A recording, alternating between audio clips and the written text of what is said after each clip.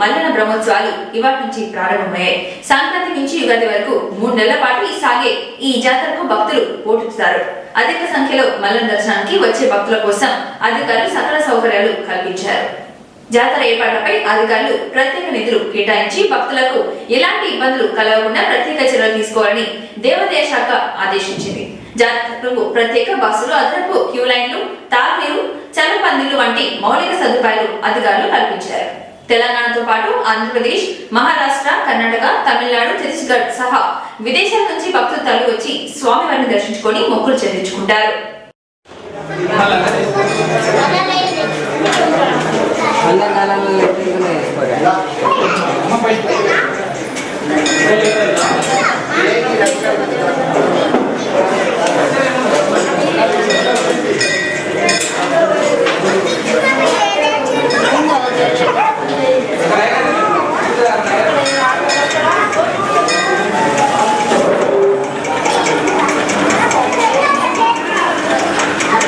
అది తెలుసుకుంటాం.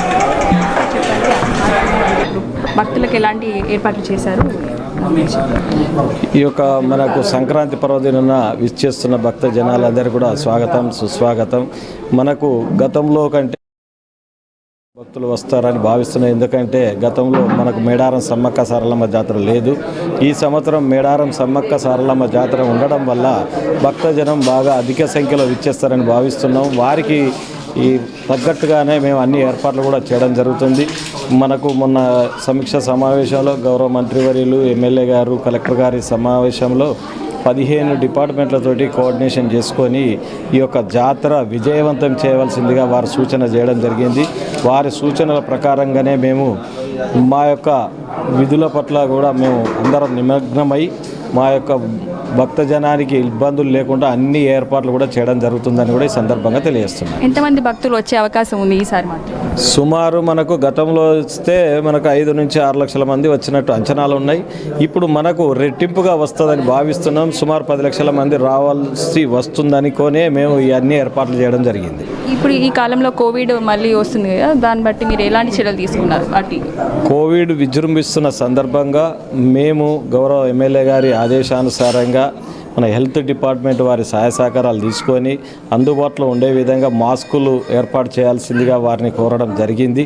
వారు కూడా ఇక్కడ 4 దిక్కుల్లో కూడా స్టాల్స్ ఏర్పాటు చేసేసి వారికి అందుబాటులో ఉండే విధంగా తగు ఏర్పాట్లు కూడా చేస్తున్నారు. ఈ తాగునీటి సమస్య ఇవన్నీ ఎలాంటి సౌకర్యాలు చేశారు? మనకు వచ్చేసి మిషన్ భగీరథ నుండి వాటర్ నిరంతరం సప్లై చేసే విధంగా తగు ఏర్పాట్లు చేయడం జరిగింది. ఆర్డబ్ల్యూఎస్ వారు సహకారం తీసుకోవడం జరిగింది. వివిధ కూడళ్లలో ఉండే జనాలకు కూడా మనకు ట్యాంకర్స్ ద్వారా వారికి నీటి వసతి ఏర్పాటు చేయడం జరుగుతుంది. సాగునీటి పరంగా ఎలాంటి ఇబ్బందులు లేవని కూడా ఈ సందర్భంగా తెలియజేస్తున్నాం.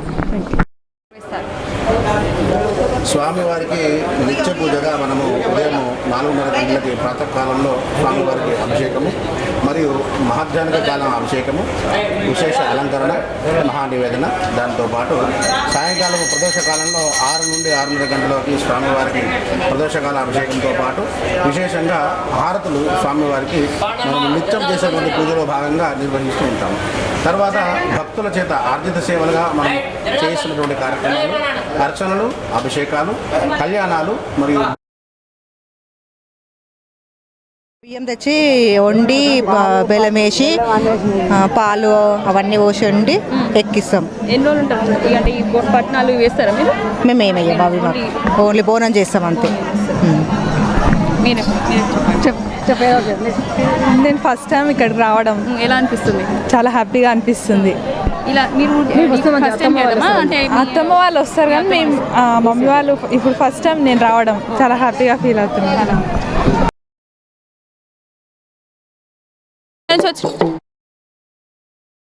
గుడి పట్నాలు ఎన్ని రోజుల కాంచి అంటే ఏం చేస్తారు? అసలు పట్నాలు అంటే ఏంటి?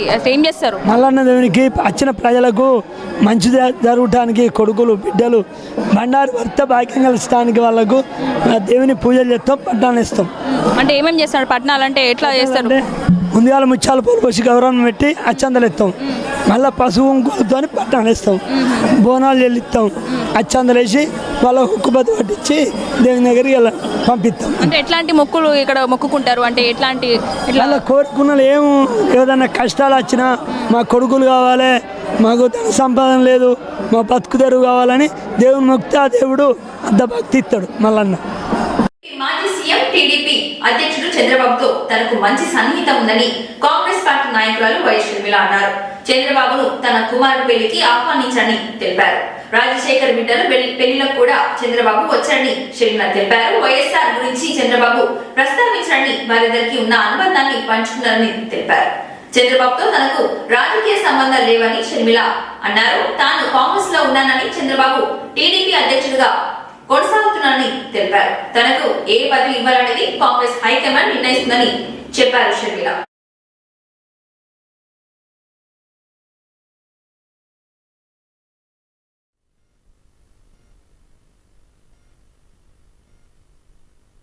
రాజారెడ్డి గారి పెళ్లి జరుగుతున్న సందర్భంలో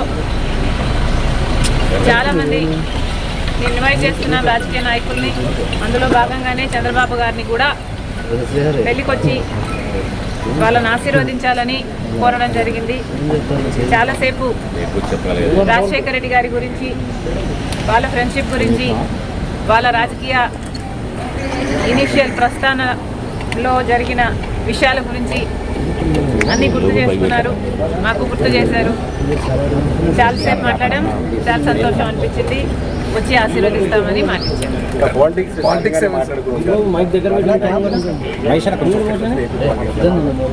లేదమ్మా, యాక్చువల్లీ మోస్ట్లీ రాజశేఖర రెడ్డి గారి గురించే ఆయన ప్రస్తావించారు. ఇనీషియల్గా వాళ్ళు రాజకీయ జీప్లలో కలిసి తిరిగారు. మేడం, కాంగ్రెస్ పార్టీలో మీ పాత్ర ఎలా ఉండబోతుంది? మీకు ఎటువంటి పదవి మీరు అనుకుంటున్నారు వస్తుందని చెప్పి వాళ్ళు మీకు ఉన్నారు? కాంగ్రెస్ పార్టీ ఏ పదవి ఇవ్వాలి, ఏ బాధ్యతలు ఇవ్వాలి అనేది కాంగ్రెస్ పార్టీ ప్రెరోగేటివ్. కాంగ్రెస్ పార్టీలో because it is the largest secular party చేరడం జరిగింది. రాహుల్ గాంధీ గారు ప్రధానమంత్రి అయితేనే మన దేశానికి మంచి జరుగుతుందని, కమ్యూనల్ వైలెన్స్లు తగ్గుతాయని రాజశేఖర రెడ్డి గారే రాహుల్ గాంధీని ప్రధానమంత్రిని మనస్ఫూర్తిగా చేసుకోవాలి అనుకున్నారు. కాబట్టి అదే జరగాలి, అది జరిగితేనే మన దేశానికి మంచి జరుగుతుంది అని చేరడం జరిగింది. ఇంకొకసారి చేరిన తర్వాత వాళ్ళ చేతుల్లో మనం పెట్టుకున్న తర్వాత వాళ్ళు ఎలా ఆదేశిస్తే అది నమ్మకంగా చేయాల్సి ఉంటుంది. ఈ అన్ని రాజకీయాలు ఎట్లా డెవలప్ అవుతాయి, నాకు ఏ బాధ్యతలు ఇస్తారు అన్న దాని మీద డిపెండ్ అయి ఉంటుంది. So we should all wait and see. రాష్ట్ర ప్రజలందరికీ సంక్రాంతి శుభాకాంక్షలు చెప్పారు గవర్నర్ తమిళిసై సౌందరరాజన్. అందరూ ఆనందంగా ఉండాలని తాను భగవంతుని ప్రార్థిస్తున్నట్లుగా చెప్పారు. రాజ్భవన్ లో నిర్వహించిన సంక్రాంతి వేడుకల్లో గవర్నర్ పాల్గొన్నారు. ఈ సందర్భంగా ఆమె మాట్లాడుతూ ఈ సంక్రాంతి అందరికీ స్పెషల్ అని అన్నారు. ఎందుకంటే రామ మందిరం ప్రారంభం కాబోతుందని చెప్పారు. రామ మందిరం కార్డును తెలుగు, హిందీ భాషల్లో విడుదల చేస్తున్నామని అన్నారు. తాను ఢిల్లీ వెళ్తున్నట్లుగా తమిళిసై చెప్పారు. సంక్రాంతి పండుగ వేడుకల కోసం మాత్రమే వెళ్తున్నానని, ఢిల్లీ పర్యటన రాజకీయ పర్యటన కాదని చెప్పారు.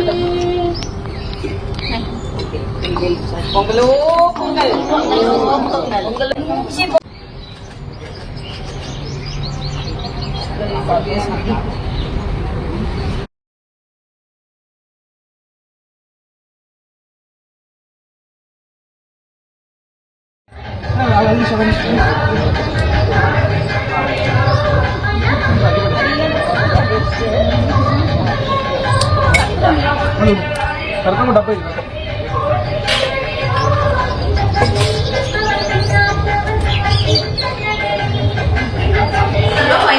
ఫ్రీ బస్ మంచి కార్యక్రమమే, కానీ ఒకరికి మంచి చేయడానికి ఇంకొకరి కడుపు కొట్టవద్దని మాజీ మంత్రి హరీష్ రావు అన్నారు. ఈ పథకం ద్వారా ఆటో డ్రైవర్లు ఉపాధి కోల్పోయారని, రాష్ట్రంలో 6 లక్షల మంది ఆటో డ్రైవర్లను ప్రభుత్వం వెంటనే ఆదుకోవాలని తెలిపారు. కానీ ఇప్పుడు రోడ్లపై బస్సులు కూడా నడవలేని స్థితిలో ఉన్నాయని విమర్శించారు. ఆటో డ్రైవర్లకు నెలకు 15,000 రూపాయలు జీవనాభృతి ఇవ్వాలని ప్రభుత్వాన్ని మాజీ మంత్రి హరీష్ రావు డిమాండ్ చేశారు. ఆటో కార్మికులకు న్యాయం జరిగే వరకు పోరాటం చేస్తామని, వారి సమస్యలను అసెంబ్లీలో లేవనెత్తి పరిష్కారం కోసం ప్రభుత్వాన్ని డిమాండ్ చేస్తామని అన్నారు. Siddipet auto credit cooperative society ఆధ్వర్యంలో ఆటో డ్రైవర్లకు ఆటల పోటీలు నిర్వహించారు. ఈ కార్యక్రమానికి ముఖ్య అతిథిగా మాజీ మంత్రి హరీష్ రావు హాజరయ్యారు. కార్యక్రమంలో హరీష్ రావు పతంగులు ఎగురవేశారు. సిద్దిపేట జిల్లా ఆటో క్రెడిట్ కోఆపరేటివ్ సొసైటీ ఆధ్వర్యంలో ఆటల పోటీ నిర్వహించడం రాష్ట్రానికి ఆదర్శమని చెప్పారు. శర్మన్న గారు, మాణిక్యన్న గారు, కామున్ సీనన్న గారు, శ్రీకాంత్ అన్న గారు, బాలరెడ్డి అన్న గారు, కనకరాజ్ అన్న గారు, చంద్రరావు గారు, కొండం రవీందర్ రెడ్డి గారు, అల్లం ఎల్లం గారు, ఇంకేమైనా మర్చిపోతున్నామా అందరికీ, మళ్ళీ ఎల్లన్న గారు, కోఆప్షన్ సభ్యులు, ప్రత్యేకంగా మా మేర సత్తన్న గారు, నువ్వుల ముద్దలు, ఆ చెరువులో ఉండే నీళ్లు శుద్ధి చెందుతాయి. మా మేర సత్తన్న వాడతారు. సంక్రాంతి చలిగా ఉంటది కనుక వేడి వస్తువులు తినాలి, శరీరానికి వేడి కలిగించేటువంటి విధంగా ఆ నువ్వుల ముద్దలు వేడిని పెంచుతుంది, చేయగలుగుతుంది. శరీరానికి అవసరమైన విటమిన్. పతంగుల పండుగ అనుకో, ఏ ఎండను కూడా లెక్క చేయరు, ఎండనకుండా బ్రహ్మాండంగా పతంగులు ఎగరేస్తూ ఉంటారు. అంటే ఈ విటమిన్ డి అనేది సమృద్ధిగా ఎండలో మాత్రమే దొరుకుతుంది, మనకు ₹1 ఖర్చు లేకుండా దొరుకుతుంది. అలాంటి విటమిన్ డిని పతంగుల పండుగ సందర్భంగా మనందరం కూడా పొందగలుగుతాం. అంటే సంక్రాంతిలో నువ్వుల ముద్దలు, చకినాలు, బెల్లంతో తయారు చేసిన వస్తువులు శరీరానికి వేడిని అందిస్తాయి. ఈ పతంగులు ఎగరేయడం ద్వారా శరీరానికి అవసరమయ్యే విటమిన్ డిని కూడా అందిస్తుంది. అంటే ఇలా మన పెద్దలు ఏ పండగ ఆలోచించినా ఎంతో దాని వెనుక ముందు చూపు ఉన్నది, దాని వెనుక ఎంతో గొప్ప ఆలోచన ఉన్నది.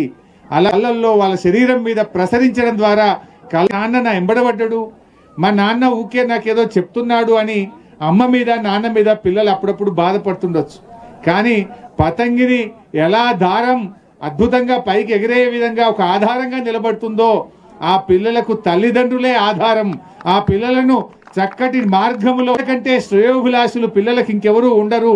పిల్లలకు నిజమైన వేడి కలిగించేటువంటి విధంగా అవసరమైన విటమిన్ డిని అందిస్తే, ఈ పతంగులు ఎగిరేసే సందర్భంగా ఎండకు సూర్యరశ్మి తగిలి 1 సంవత్సరం పాటు మనకు అవసరమైనటువంటి విటమిన్ డిని అందిస్తుంది ఈ పతంగుల పండగ. అంటే ఒకటి ఆనందం, ఆహ్లాదం, ఉత్సాహం, అన్నిటికంటే ముఖ్యంగా మన శరీరానికి అవసరమైన విటమిన్ డిని అందించి ఆరోగ్యాన్ని సమకూర్చేటువంటిది పతంగుల పండగ. జనరల్గా ఎండకు పోమంటే పిల్లలు పోతారా? ఈ కాలంలో ఎండగొట్టిలో మానవ వనరుల్లో తెలంగాణ నెంబర్ మారుతుందని ఐటీ పరిశ్రమల శాఖ మంత్రి శ్రీధర్ బాబు అన్నారు. యువతతో రాష్ట్ర అభివృద్ధి అవుతుందని తెలిపారు. యువతకు స్కిల్ డెవలప్మెంట్ లో శిక్షణ ఇవ్వడానికి ప్రతి జిల్లాలో స్కిల్ సెంటర్లు, స్కిల్ యూనివర్సిటీలు ఏర్పాటు చేయడానికి ప్రణాళిక రూపొందిస్తున్నామని చెప్పారు. ప్రభుత్వ రంగంలో 2 లక్షల ఉద్యోగాలు భర్తీకి చర్యలు చేపడతామని వివరించారు. ప్రైవేట్ రంగంలోనూ యువతకు ఉపాధి, ఉద్యోగ అవకాశాలు కల్పనకు చర్యలు ముమ్మరం చేస్తున్నామని అన్నారు. జాతీయ యువజన దినోత్సవం స్వామి వివేకానంద జయంతి సందర్భంగా మంత్రి శ్రీధర్ బాబు సికింద్రాబాద్ బోట్ క్లబ్ వద్ద వివేకానంద విగ్రహానికి పూలమాల వేసి నివాళులర్పించారు. సికింద్రాబాద్ లో director and commission youth service office లో ఏర్పాటు చేసిన జాబ్ మేళను మంత్రి శ్రీధర్ బాబు ప్రారంభించారు. ఈ సందర్భంగా ఆయన మాట్లాడుతూ ప్రతి ఒక్కరూ స్వామి వివేకానంద అడుగుజాడలో నడవాలని అన్నారు.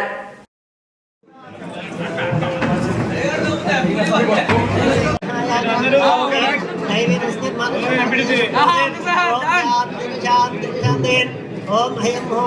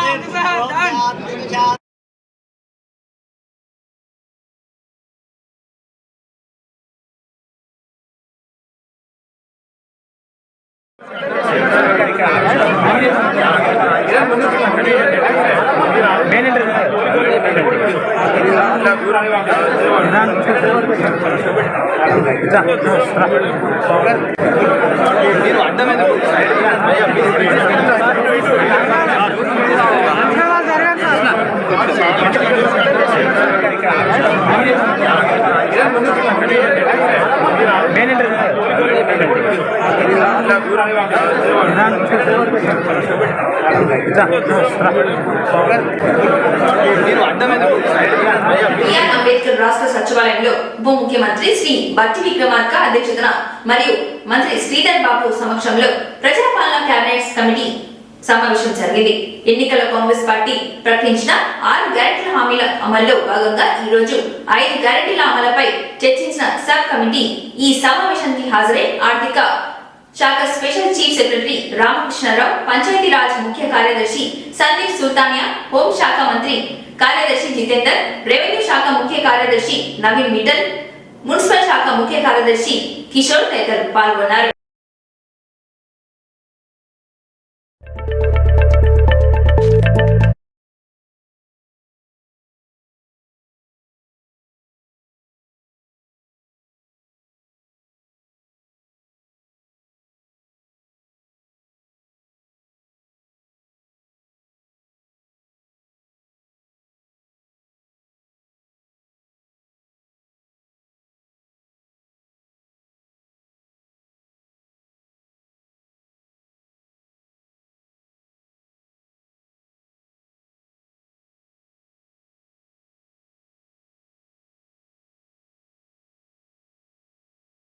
హైదరాబాద్ నుంచి చిత్తూరుకు వెళ్తున్న ఓ ప్రైవేట్ వోల్వో బస్సులో సుమారు 30 మందికి పైగా ప్రయాణిస్తున్నారు.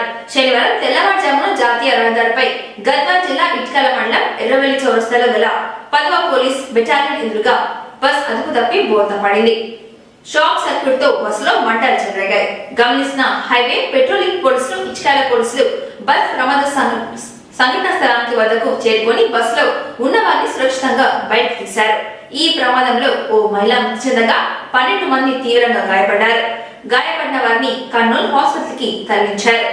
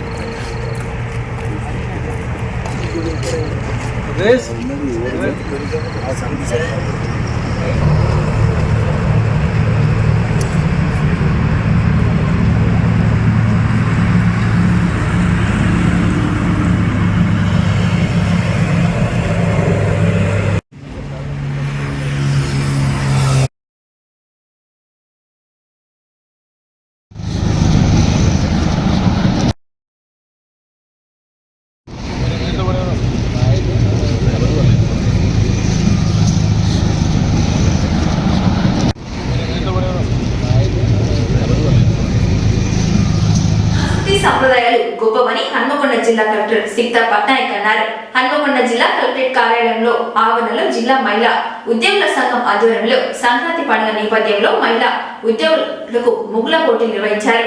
ముగ్గుల పోటీల విజేతలకు బహుమతులు ప్రధానోత్సవ కార్యక్రమానికి జిల్లా కలెక్టర్ సిక్తా పట్నాయక్ ముఖ్య అతిథిగా హాజరై మాట్లాడుతూ మహిళా ఉద్యోగులు విధి నిర్వహణలో ఎంతో బిజీగా ఉంటారని, అయితే ఇలాంటి కార్యక్రమాలు మహిళా ఉద్యోగులకు ఉత్సాహాన్ని రెట్టింపు చేస్తాయని అన్నారు. ముగ్గుల పోటీలో పాల్గొన్న మహిళలకు, ఉద్యోగులకు అభినందనలు తెలిపారు.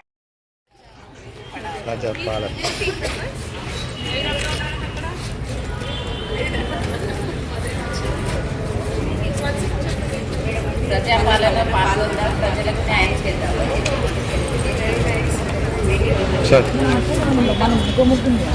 మేడం వాళ్ళు ఇక్కడే ఉన్నారు సార్. మేడం కూడా వచ్చింది. వచ్చింది సార్, ఇక్కడే ఉన్నారు.